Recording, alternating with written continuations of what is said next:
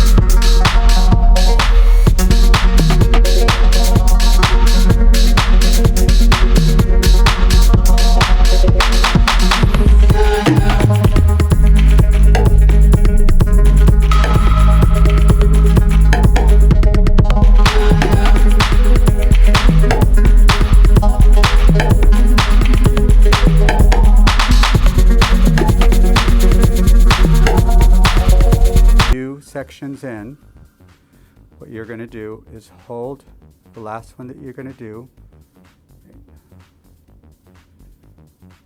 and push the whole thing up.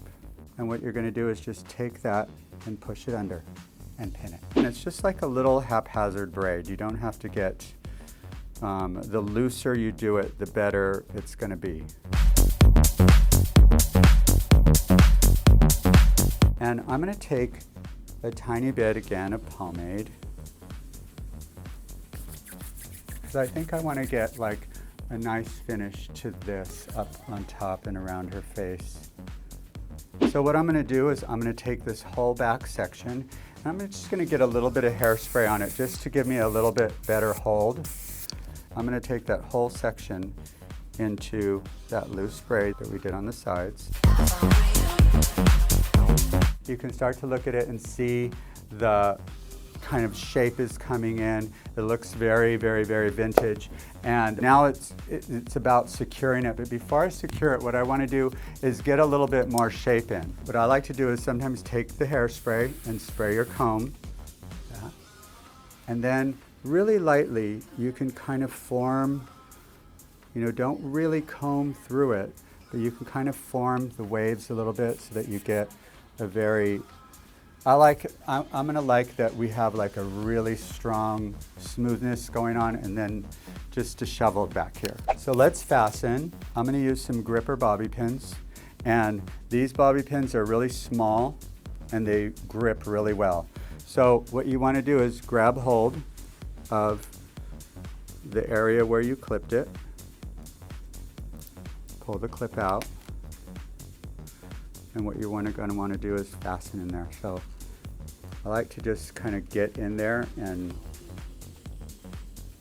the other thing you can do is, if you don't know where you are, you can just take the braid and put a rubber band, a little rubber band on the end of it, and then all you have to do is fasten up that rubber band. Okay, so you can see this is Morgan with the faux bob. Now what I did was I took a low part and I rolled in the curling iron, in a standard 1-inch curling iron.